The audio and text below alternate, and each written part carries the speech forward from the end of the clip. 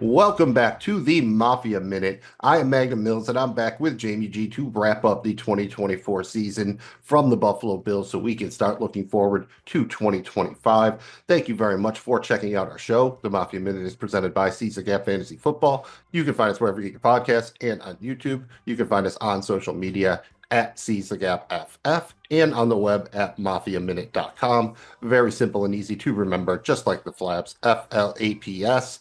Follow, like, and please subscribe. If you had fun, please make sure that you hit thumb. Jamie G, how goes it for once? You don't have to be cautiously optimistic or slightly pessimistic or whatever. You can just be you. How are you doing today? I'm doing all right, man. Enjoying the start of the off season here, trying to just take a little bit to heal from the emotional turmoil of all the ups and downs. A lot of ups, unfortunately, some downs in there as well of the last season of Buffalo Bills football. It was an absolute blast. It was an honor doing this show each and every week. And I just, one of my favorite things to do in life, period, is watch the Bills and celebrate them. So feeling pretty good, man. Taking this time to just reflect and excited about the what the Bills are going to do in the offseason heading into next season. The last season, Brown Stadium. Yeah, I mean, watch the Bills on TV, watch Josh Allen through those binoculars, same kind of thing. You're keeping up with the Allens no matter what. Let's kick it off by getting into the Bills on Parade, the latest Buffalo Bills news and whatnot.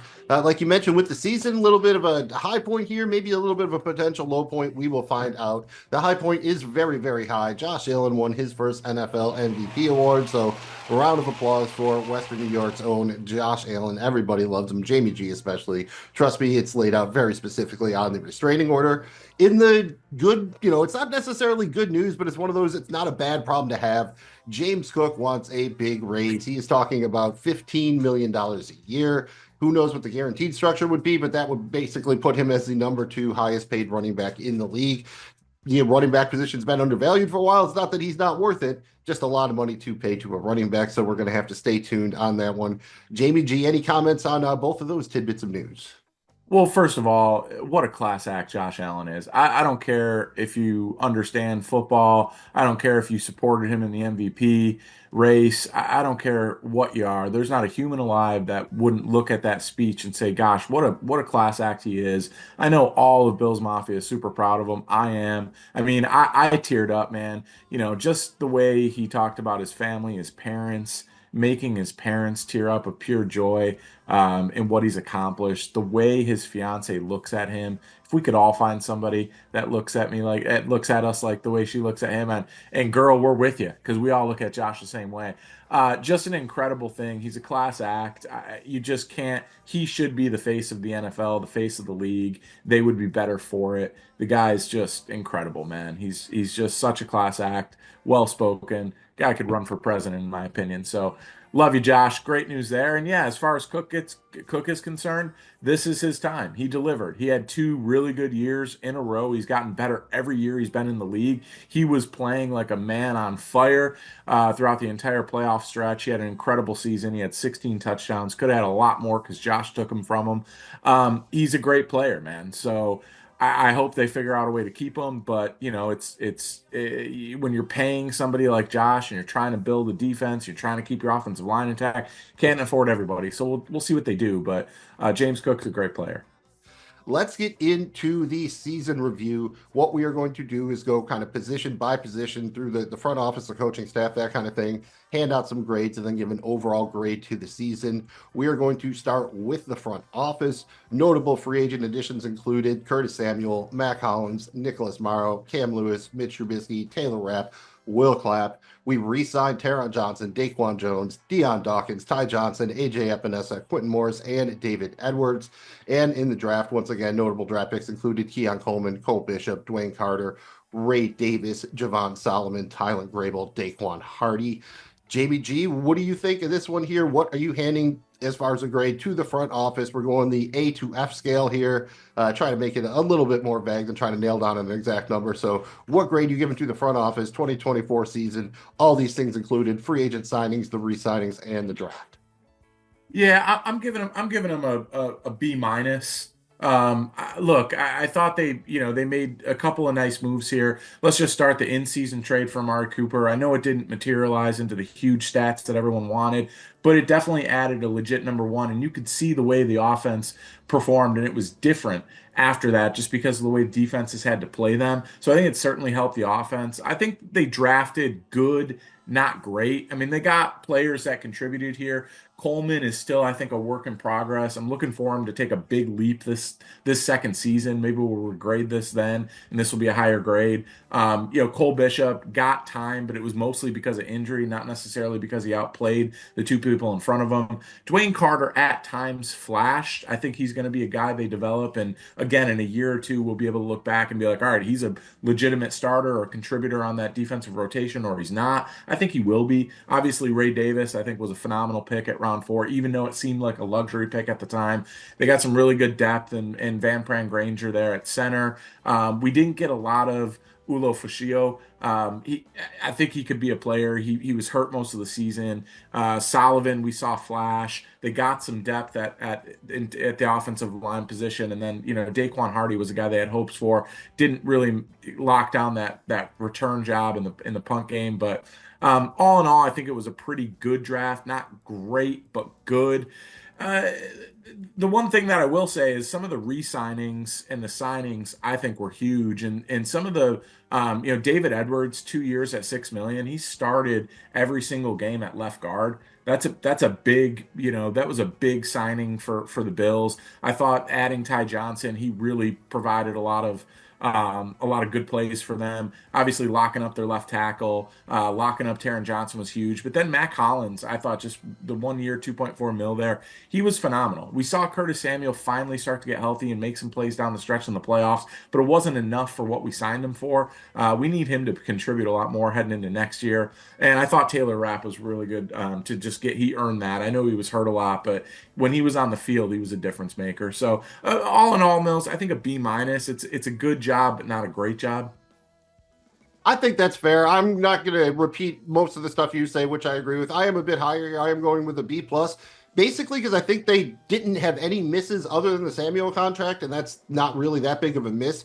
But the constraints they had to work under, as far as the salary cap, were really difficult. They're in the stage where they're trying to accumulate more future picks. That means moving back this year, and I'm going to give them a little bit of a benefit of the doubt with the draft, as we've seen over these few years with this regime. The rookies don't necessarily come out of the gate on fire, but they tend to get better over the years. So I'm going to have a little faith here that that's just the way it's working. Considering this was a gap year, they nailed a lot of those low cost signings. You know what I mean? Like, yeah, they missed on Samuel a little bit, but getting Mac Hollins for the deal they did more than made up with it. So I'm going B plus. You average them together. Your B minus, my B plus. That's a solid B. Again, going into the season, having to dump salary to trade Diggs, that kind of thing. I think you would have really taken the outcome on basically all of these moves. So kudos to them. Let's get into the positional grades a little bit. We're just going to group special teams together. Notable guys, your man Tyler Bass a little bit better this year, 24 of 29, including all four of his kicks from 50 yards. He hit 59, 64 extra points. Sam Martin, the punter, averaged 46.7 punts, yards per attempt on 54 punts, a net of 40.2 yards. Not bad. 25 inside the 20 versus only 5 touchbacks, 1 block punt. Not so great in the kick return game. You mentioned that. 26 in yards per return, 25.90 touchdowns, and 8th in punt return yards. So a little bit better there, 11.6. Still no touchdown. Just grouping these together, I'll go first. I'll say it's a B minus. It's nothing that stands out, but nothing was really a net negative outside of maybe the kick return yards. And let's be honest, if you can just pop one of those real long ones, it'll kind of tend to pad those yardages a lot. You didn't just kind of get those, but I thought Bass was at least adequate enough that you weren't worried about him for the most part. Sam Martin did a decent enough job. He didn't really spend any money on a returner. So I think a solid B minus there. What are you giving as far as a grade for the special teams as a whole? Yeah, I'm in the universe. I'm going to go C plus, and let's just with Bass. I mean, we know he started out real rocky after having kind of a bad season last year, and then missing that big kick in the playoffs at home in the divisional round against the Chiefs last year.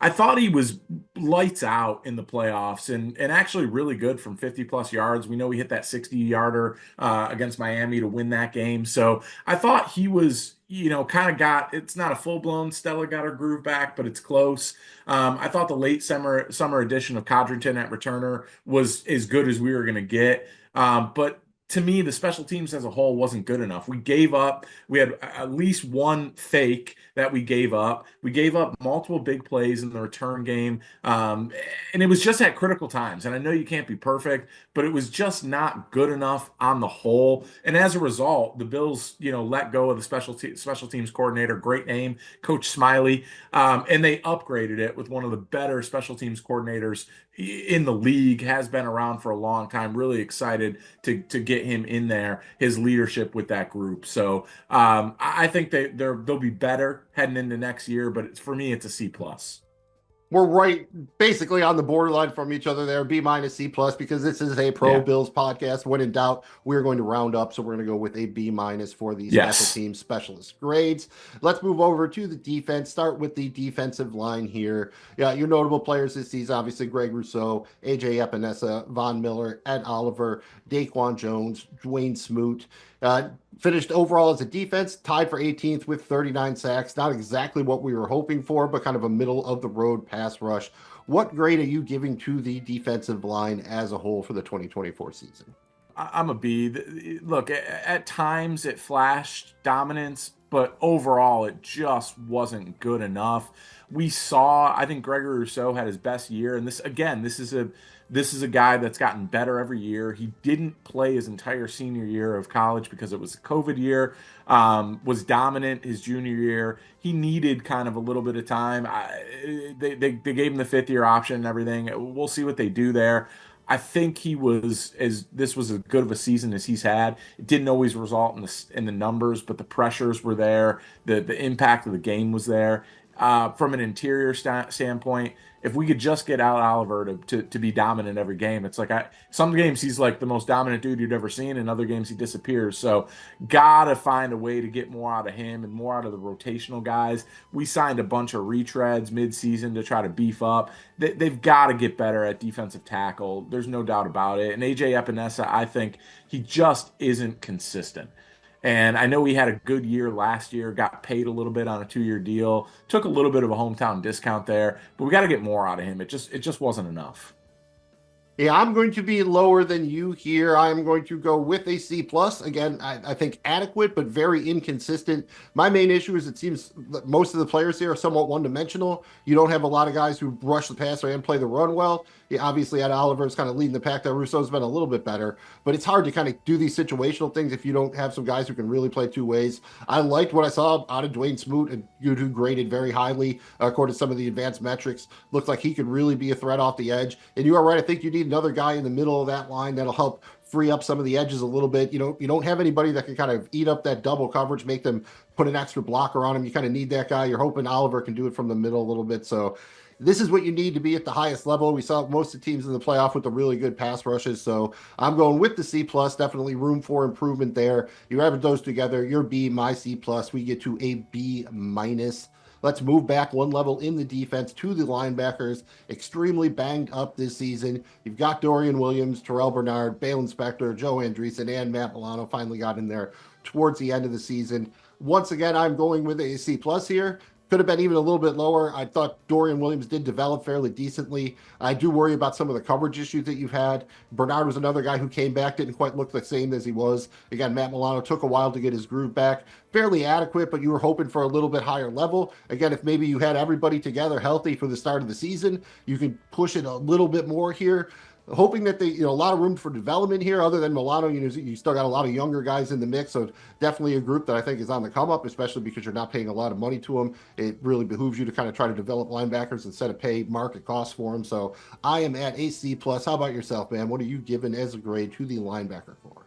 I'm going to be a little bit higher here. I'm going B plus, and I thought part of the reason why is because I want to just credit the coaching staff because they developed some guys. I mean, keep in mind we were banged up last year. We let Edmonds go.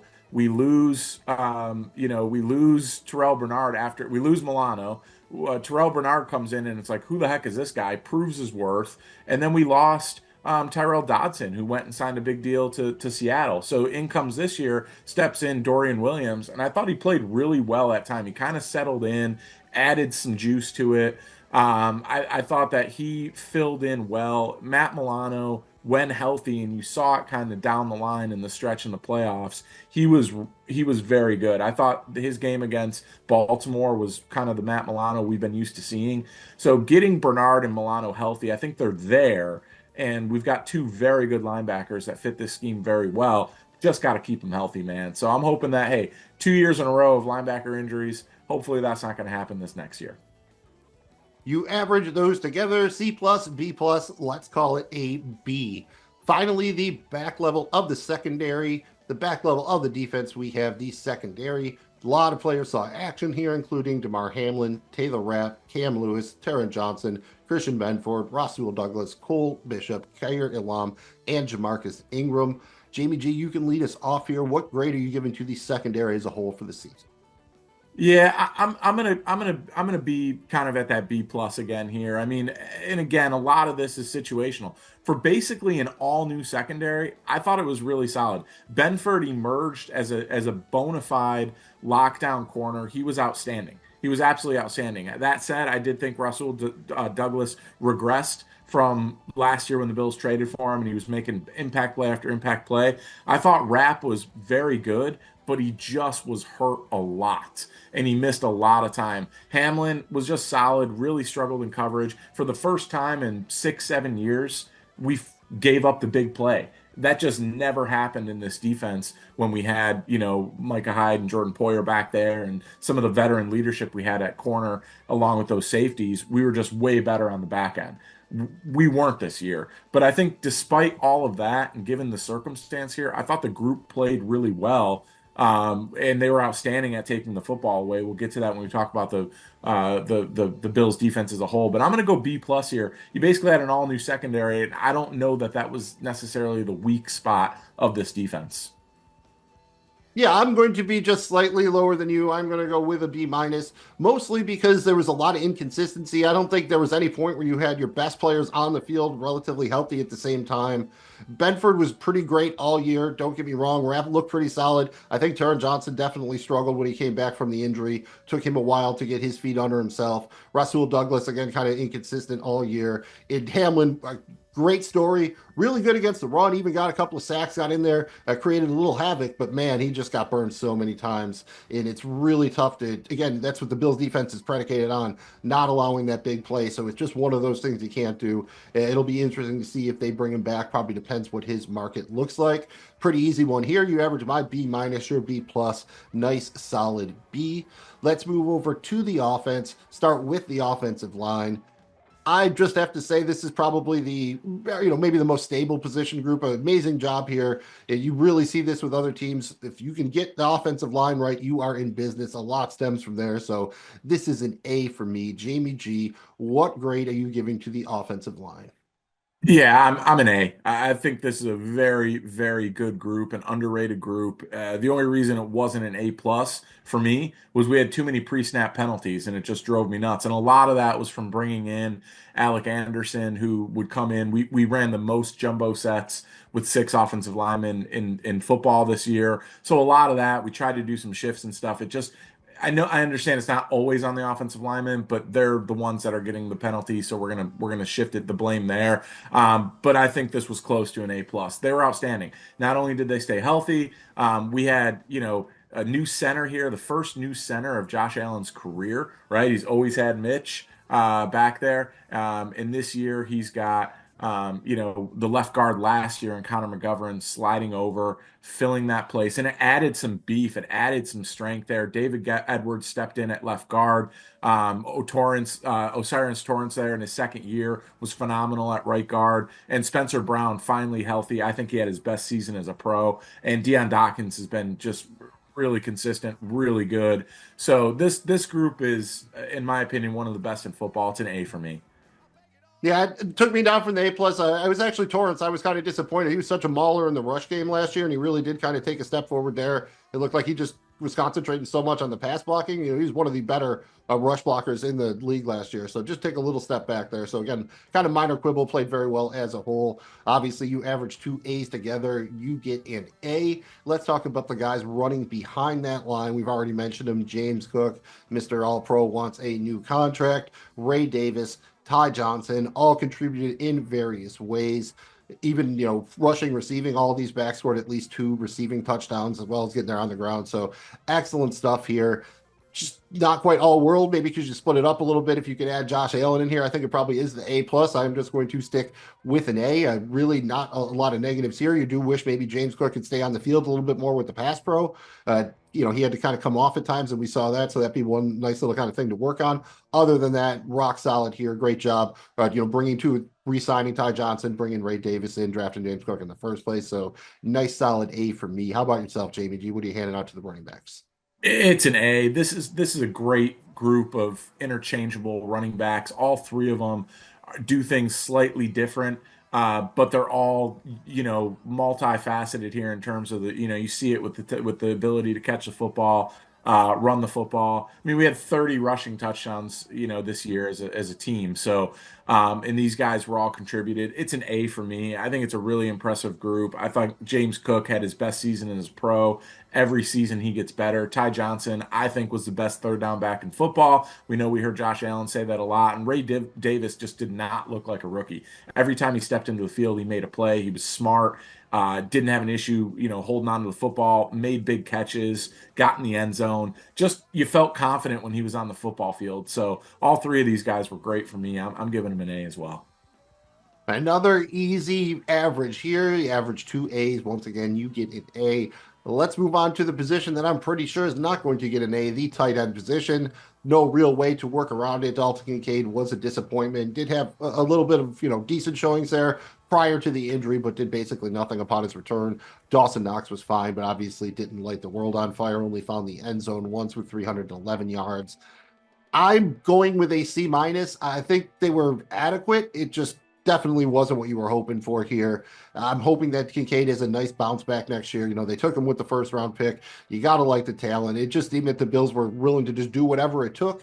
They weren't worrying too much about getting the ball to one player. Nothing wrong with that, but the tight end position really didn't make that big of an impact this year. So I'm down at a C minus. How about yourself? I'm at a C. This needs to be better. I mean, you mentioned it. I mean, we drafted Dalton Kincaid, number 25 overall in the first. He was not consistent enough at all. And I don't know if that's part of it, his fault. You talk to Josh Allen. Josh, first thing he said is, I need to be better for him. There's so much more I can do for him. It'll be, he basically all but guaranteed Kincaid will have a much better season next year. And I think he will too. I think the team recognized that. First real year kind of in the new offensive system under Joe Brady. And it was kind of, hey, we're just going to go with whatever whoever gets the ball kind of thing. I think a more targeted effort with him. I know we dropped a big pass in that game that should have been a catch in Kansas City. I think that's we probably win the game if he catches that there, but it just wasn't good enough from him. We saw the flashes. He also was hurt. And I think he played through some stuff that he probably shouldn't have. So keeping him healthy and being able to utilize him is absolute a priority. Dawson Knox is fine, but he's never going to be the 1,000-yard receiver that gets in the end zone 7 to 10 times. Kincaid should be. That's what we drafted him for. The talent's there. We need him to be that guy, period. So it's a C. You can't sugarcoat it. That position needs to be better. You average the C minus and the C. We're rounding up to a C for the tight end position. Let's move over to the wide receivers led by Khalil Shakir. 76 grabs, 821 yards, 4 touchdowns. Not too bad from him. Then we have Keon Coleman, Matt Collins, Amari Cooper, Curtis Samuel, and Marquez Valdes-Scantling. Remember when Marquez Valdes-Scantling was on the Bills? You probably don't because he only had 2 receptions. Overall, the Bills finished 19th in passing yards per game, 2,000. The Bills finished 19th overall in passing yards per game, about 232. They had 329 receptions, that's 27th, and they had 30 receiving touchdowns, that is 12th. JBG, I know you love your guy Khalil Shakir, but I think this was just really, they did it as a group. No one was really the leader here. I think, Shakir's a very nice supporting receiver. I still like the long-term potential for Coleman there. I thought Matt Collins had a nice year. So I'm going with a B minus for the wide receiver group. How about yourself? What grade are you giving to the wideouts? Yeah, I'm right there with a B minus too. I mean, given what they did, losing their top two wideouts, having to basically reshape and have a whole new room out, the only player in this room that Josh Allen had ever thrown a pass to was Khalil Shakir when they started the season. So given all that, they get a bump here, but there just wasn't a ton of separation outside of Shakir. They managed, they produced. We had 30 touchdown passes through the air. So I mean, it's not like this offense was flat, but we need more out of Keon Coleman. I'm really looking for him to develop. We need to figure out a way to get Curtis Samuel more involved. I thought Matt Collins was fantastic for who he is. I thought it was his best season as a pro, and he fit in so well. I really hope they find a way to bring him back. But we got to develop Coleman. He wasn't right after he came back from injury. He was really starting to hit his stride before that. Shakir is a phenomenal player. He's a phenomenal player, but he is what he is. He's a yak guy.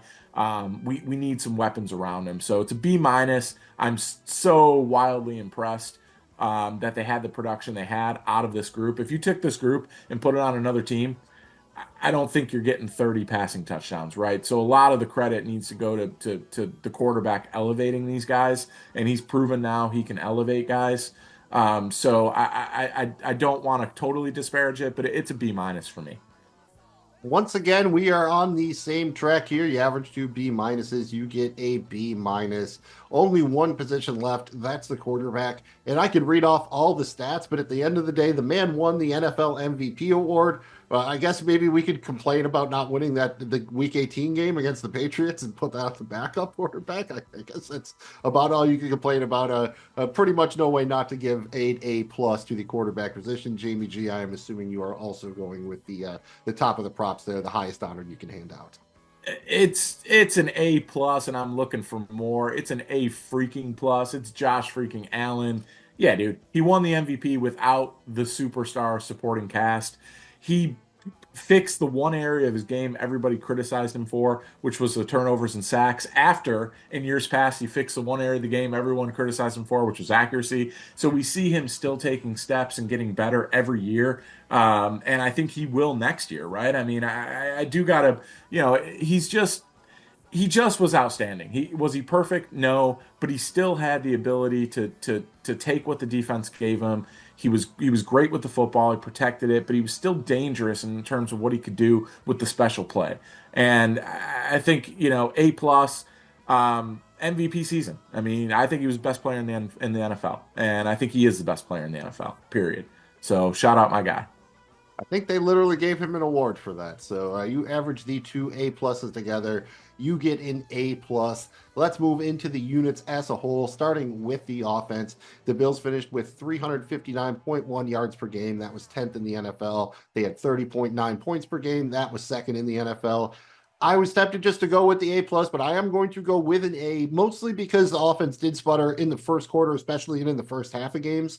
It wound up not really hurting them too much, but I think A plus, I'm looking for just absolutely just light the whole world on fire. I don't know if I'd give an A plus to any offense in the entire league this year. So I think A is a pretty high praise, especially with the expectations going into the season. Like you said, offloading their top two wide receivers, not having anybody else besides Shakir that they had experience with, going in even with a backup running back untested like Ray Davis. So I think it's an A. I think they passed with flying colors. Jamie G, what's your grade for the offense as a whole?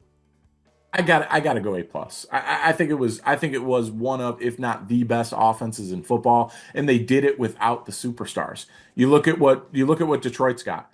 You would take Detroit's running backs, wide receivers, and tight ends over the Bills, right? But yet somehow the Bills were right there with them, averaging almost 31 points per game. And also, I want to keep in mind that the numbers this offense produced, Josh Allen didn't play for 8 plus quarters of football. We're talking about almost 3 games, right? It's 8 plus. I forget the exact number, but it's more than 8 quarters of football because the Bills were winning by so much.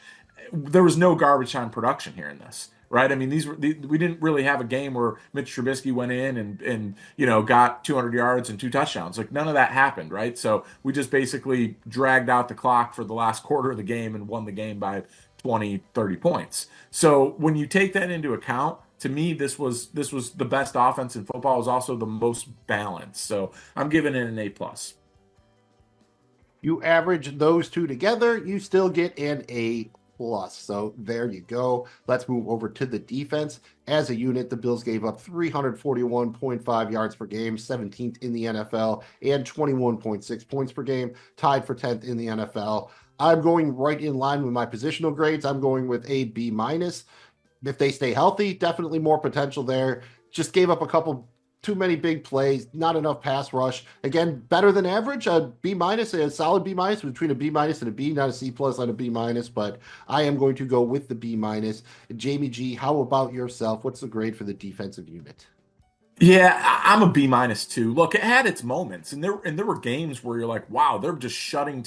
I mean, there were games where they're keeping teams to less than 13 points, right? I mean, this was a good unit, well coached unit, but despite those moments, and despite they were absolutely outstanding at taking the football away, outstanding, but without the turnovers, when you really look at it, they struggled to stop the run. They were not good on third down defense at all. The pass rush wasn't good enough and consistent enough, and just overall they couldn't get off the field in critical situations enough. So, they would make teams put together these drives. Sometimes they would give up the big play, which is unheard of under McDermott in this Bills defense in the past. But if they didn't win the turnover battle, the defense really wouldn't have been as good as it was. I understand football is a complementary game. All three levels go together with offense, defense, special teams, but it's a B minus. It's better than average, but I think it's probably one of the worst defenses under the McDermott era, in my opinion. So I'm going B minus here. You average two B minuses together, you get a B minus. That brings us to the coaching staff. The Bills won their division. They won 13 regular season games, 2 playoff games. So it's hard to be too critical.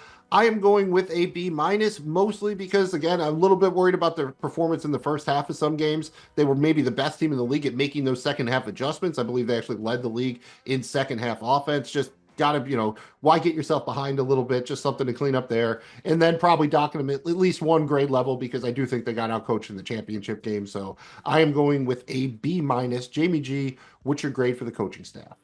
Yeah, I'm a B plus, and I understand you can say they got out coached in the AFC Championship game, and they did, but that is probably going to go down as the best or second best coach of all time. So it's they've a lot of teams get out coached by them. So I don't. It's worth noting, and yeah, they got to be able to beat them. It's funny because I think the first time they played them in the regular season, the Bills coaching staff outcoached them.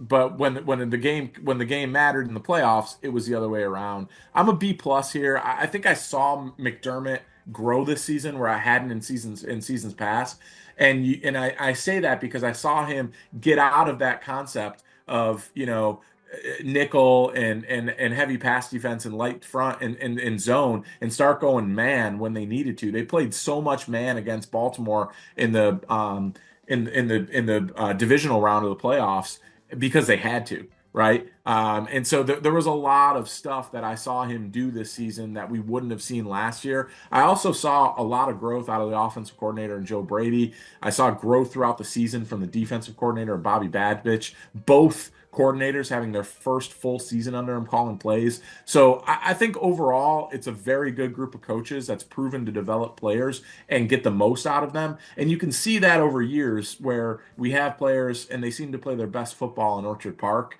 So I'm a B plus. There's definitely room for growth here, room for improvement. But given what they had in the cupboard, it's a B plus. But when you say you had the best player in football and he's in his prime, to me, anything short of winning a Super Bowl is failing.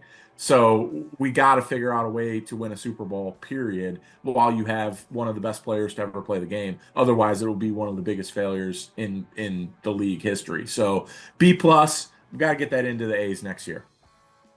You average the B minus and the B plus, you still get a solid B, not a Cuban B, just a solid B. Finally, we have to put it all together, give a grade for the season as a whole. I'm going to go with a B plus. I think pretty much everything except for the way you ended. If you would have gone back in time, tell yourself that before the first game, just leave out the last week or so, you would have been thrilled with basically the way everything worked out. There were a lot of worries going into the year. You still had all the, a number of injury issues to deal with. Things weren't always rosy all the time. I thought the team did a fantastic job of doing the best they could, really. Again, they fell just a touch short, but I think it was a B plus season. Jamie G, how about yourself? Yeah, look, I mean, they didn't win the Super Bowl, so it's not going to be an A plus. But for me, this is an A minus. You're talking about a gap year, You're talking about the most overrated quarterback in football, right? Those are all the things that came out before the season started. Not too bad. If you told me right now I could sign up and next year we're going to win 13 games, play 2 home playoff games, win them both, Josh Allen could win the MVP, and that we would be in the championship game with 2 minutes left, down by 3, having the football, I'd say sign me up. I'd say sign me up. I will take that. It's like sometimes I'm gonna get rivered, right? In poker. Somebody's gonna hit a flush on the river and kill my set or kill my whatever it is. But most of the time, we're gonna win those hands. And I think the same thing is true. This was an outstanding season for the Bills, considering what they had, considering the cap hell they were in, considering all the dead money they had to get rid of just to get rid of Stephon Diggs, right? So I mean, this was a really impressive job for me this year. Watching what they did, I gotta give them an A-. They fell short. They lost again to the Chiefs in the playoffs. Blah blah blah. I know it, and I'm pissed about it too. But when you look at the season as a whole, it was incredible, and I'm so thankful I got to enjoy each and every game and each and every win and all the excitement. They're a good football team. They're not going anywhere. It's an A-. Let's make it an A+ next year. Let's win the damn thing. You average the B plus and the A- together because we're rounded up. You still get an A-. I think that does it for the grades. Let's move into the Mafia moments. Each week, each game, we picked our favorite Bills moment. Now we are going to rank the top 5 from the season, regular season and postseason. No preseason highlights here. At number 5, we have Tyler Bass hitting the 61-yard field goal against Miami in week Wind 9. has subsided. 61-yard try for the lead. It is. He's got it. He's got it. He's got it. Oh.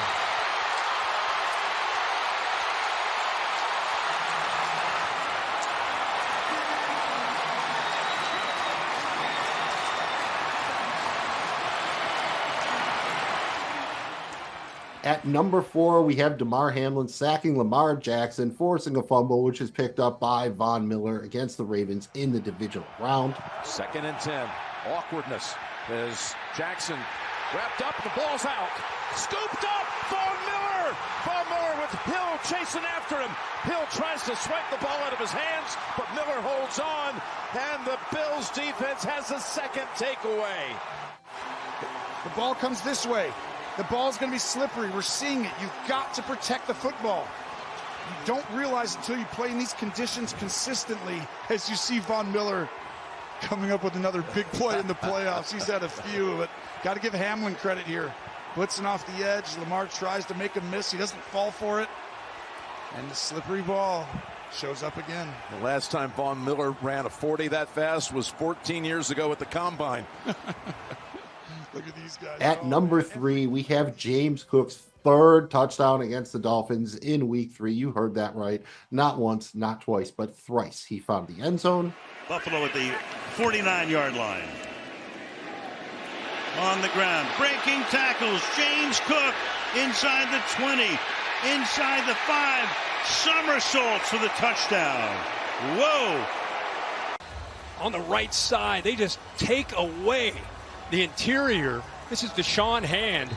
I don't know what 11 David Long's thinking. He loses his footing, doesn't fit that gap at all. An Employer off to the left there. The former Bill takes a poor angle, and then that's just speed from James Cook. Once he gets to the outside, there's no one left to slow him down. What a player.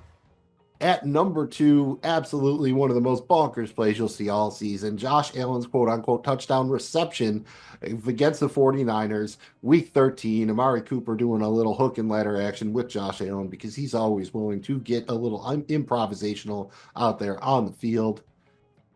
85% of the targets to Shakir completed.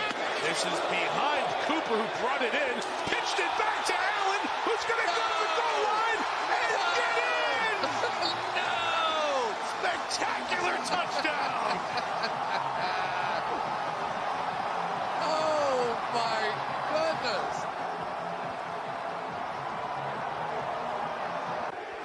Come on! That didn't just happen! Come on. That'll get you through surgery. And at number one, I believe they called it the play of the season right after it happened. That monster fourth down touchdown run against Kansas City in Week 11. Again, the video pretty much speaks for itself. Fakes left, now taken off. Gonna run for it, he got it! And there he goes! Inside the 10, the 5! Oh, the play of the year in the NFL! Quarterback legs it was. I said no spy on this play. I can't believe it. The rare mistake by Kansas City. There's times, and I told you in this game, they're going to use his legs. JBG, anything you want to point out here with any of these 5 plays? I mean, that I remember especially that it's weird that you don't usually see a field goal on that list, but man, it's like it's Tyler Bass. It's not past 50 yards. It's past 60 yards. Are you kidding me? That was maybe the most shocking of it all. We had to have it. That was a big one. It was important. We wanted to sweep Miami. They were giving us everything they had. They had a good game plan together there. It was nice to see him come through in the clutch and kind of get his groove back a little bit. Just a great play. The DeMar Hamlin play was one of the more exciting moments in that game. I thought it was fantastic. It was awesome to see that type of play be made at home in front of that crowd in the divisional round. James Cook was a madman. I mean, that was the game we went to Miami. I think Josh Allen had like 7 passes attempts. Like it was just a James Cook day. He was an absolute madman. The touchdown reception in the snow against San Francisco was one of my favorite plays ever in football. It was so cool. It was awesome. What a time to be alive. What a time to be a Bills fan. And then of course that touchdown run against Kansas City. I will say all of these resulted in wins. There were some great nominees that the games resulted in a loss. They only lost 4 or 5 times all season, including playoffs, but I decided to not take those. We went all wins here. I'm proud of the list. 5 great moments. Thank you, Bills. Let's move over to the Mafia MVPs. Throughout the season, every game we handed out our MVP award. The top 2 are pretty obvious here. We had Josh Allen, number 1. He took home the hardware 7 times, followed by James Cook, who took it home 6 times. And we said, all right, you had a bunch of different players who tied for 1 MVP award. So we said, who should it be? And we went off the books. We're giving it to the offensive line here as our 3rd MVP. Despite the fact that they didn't win it a single time, it's really, really hard for an offensive lineman to win any kind of award. The best case scenario is usually winning it as a group. I mean, what do they get? The Pro Bowl kind of? There are just very few highlights where you're like, oh man, look at how that pulling block that, you just don't get a lot of that there. And the offensive line was a crucial part of what the Bills did this season, especially, to make that offense take a little bit of pressure off the defense. So I think they are a very deserving MVP. Are you surprised that James Cook came so close to Josh Allen? 7-6. That's far closer than I would have thought. Yeah, I think at times he just made so many incredible plays this season. And I think it speaks to the type of season he had. And I don't blame the guy for wanting to get paid. I want the Bills to find a way to keep him here. But he had an outstanding season. We probably, let's be real, I think probably all but maybe 4 or 5 weeks we could have gave it to Josh. But Cook had an incredible season this year. Yeah, you wonder if next year we should have the anybody but Josh MVP, but that's not quite fair sometimes. And Cook almost caught him here. So I guess we'll keep on keeping on. Let's move into our Bills bets where we are just reviewing the results. Jamie G, you're the only one who finished in the green. You finished the season up about 269 Bills bucks. I give you a lot of credit. You got almost all this profit because you nailed the Dawson Knox anytime touchdown. That's especially impressive because he only scored 1 touchdown all year, and you nailed it. So good for you. Especially impressive there. I was down about 396 Bills bucks. I started chasing during the playoffs, trying to get back in the green, and unfortunately, it was the tight ends who let me down. I definitely went back to the well like twice there with Dalton Kincaid. That did not work out. And then every week we had a tripod, a 3-leg single game parlay. We hit 2 of them, but we still finished down 175 Bills bucks on the season. So overall down 303 Bills bucks. Going to have to do better to get it into the green next season. Finally, the last order of business, as usual, is to deal with the Mafia Mannequin. Unfortunately, there are no more wins, so there can be no more additions. What it really comes down to is we want to look at our Mannequin from last year, and then our Mannequin from this year, and see if this year's mannequin managed to improve. This is one that's not going to work really well for you if you're listening on the podcast, but if you're watching on YouTube, you will be able to see both mannequins. Jamie G, what do you think here? Are you going with the OG mannequin number 1, or is mannequin number 2 taking it down? OG Mannequin number 1 is so cool, dude. He's got the Genesee, he's got the Labatt Blue, got the shovel, got the dope Mafia fish emblem. He's just, the chain is better. The mustache is kick-ass, the neck tattoo. But I have got to, and I mean, I've got to give it to Mannequin number 2 here, man. And Mills, hear me out. Way more food. Look at those piles of wings. He actually has the Iron Throne with the Zubaz Labatt beers on it. He's got a bottle of Buffalo Trace. He's doing the bowling ball shots, but most impressively, and it's not that grill, because starting a grill like that in the wind and the snow is hard. It's not that. Most impressively, I know you're thinking the ocelot here. That's really impressive. It's Fitz. He got Fitz to show up shirtless, smash beers with us. He's double fisting. This is a party. You got to give it up. The chicken wing hat, the sock game. He's probably pretty cold, but he's staying warm with the bowling ball shots and those hot wings. So give him credit, man. I want the Zubaz cape. I'm trying to find one. If you find one, holler at your boy. Let me know. But yeah, I got to give it to this year. Each year they just keep getting better, man. These are great mannequins. I feel like people should be wearing Zubaz capes to the Bills game. I feel like they should just come with the Josh Allen jersey, right? He's basically as close as you're getting to a superhero. So you might as well give the man a cape. And of course, it must be Zubaz.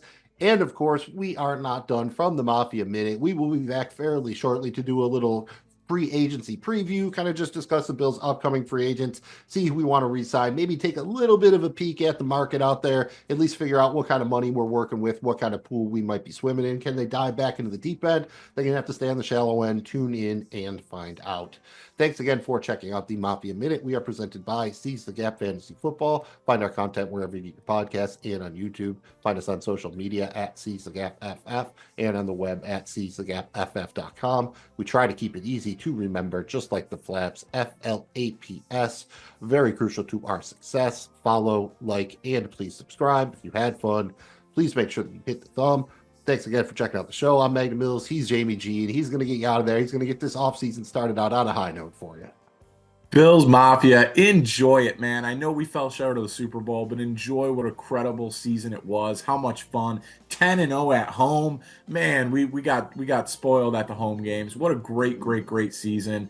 And there's not much of an offseason, so enjoy it. Rest up. Take your liver supplements, get ready, because we'll be back before you know it to talk about the combine, free agency, the new free agent, the salary cap is going to be an increase. We'll be breaking all that down here, looking at what we might do, what moves we feel like we have to do, and then, of course, getting ready for the draft come late April. Be here before you know it.